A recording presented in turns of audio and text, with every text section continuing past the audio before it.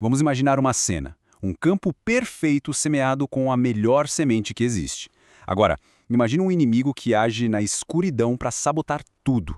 Essa é a base de uma das parábolas mais intrigantes de Jesus, a parábola do joio.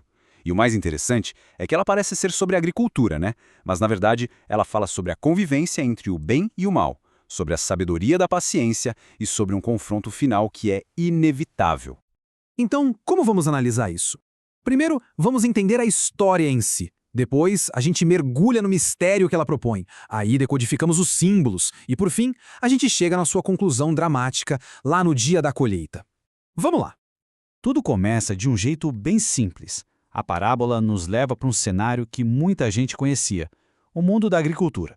Mas o objetivo é explicar algo muito, muito maior. Como é o reino dos céus. O primeiro ato, então, é de pura intenção positiva. Um homem semeia a melhor semente no seu próprio campo. É um começo perfeito, sabe? Cheio de potencial e de esperança. O que poderia dar errado, né? Pois é, essa paz toda ela não dura muito. Um ato de sabotagem está prestes a acontecer e vai mudar completamente o destino desse campo. E essa sabotagem acontece na calada da noite. Enquanto todo mundo dormia, o inimigo foi lá, semeou o joio, que é uma erva daninha que, quando é nova, se parece muito com o trigo e simplesmente foi embora. Um ato malicioso, feito em segredo. E o problema só fica claro bem depois. Quando a plantação começa a amadurecer, a dar frutos, aí sim o joio aparece, crescendo ali lado a lado com o trigo. O bem e o mal crescendo juntos no mesmíssimo campo. Essa descoberta, claro, leva ao coração do dilema da parábola.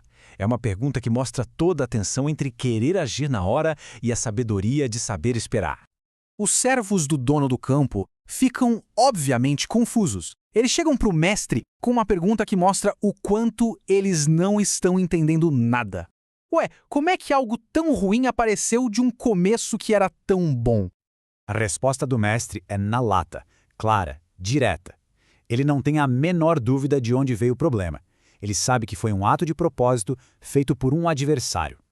A reação dos servos é super lógica. Eles oferecem uma solução que parece a mais prática e imediata.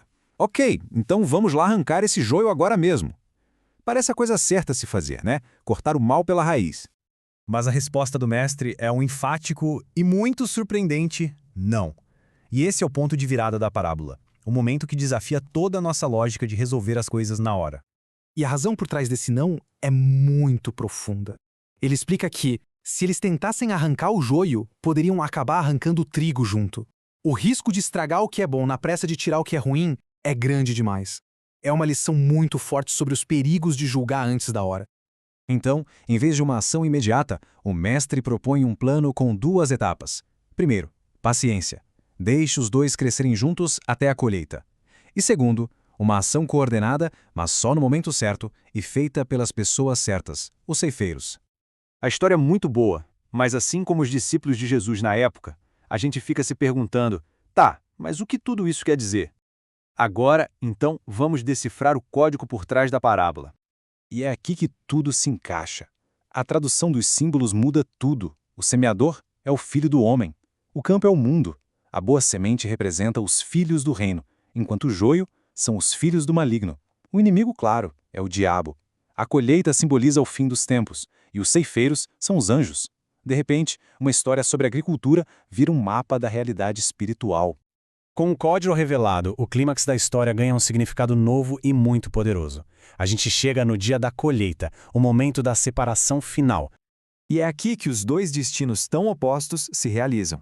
No fim dos tempos, a separação que foi adiada finalmente acontece. Primeiro, o joio é juntado, amarrado em feixes e lançado na fornalha, um lugar de choro e ranger de dentes.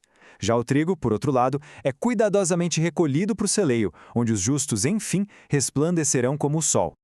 A parábola não termina com uma resposta fácil, mas com um desafio direto. Um chamado para que a gente reflita sobre a paciência divina, sobre essa convivência complexa do bem e do mal e sobre a certeza de um julgamento final. É uma mensagem que continua ecoando com muita força através dos séculos.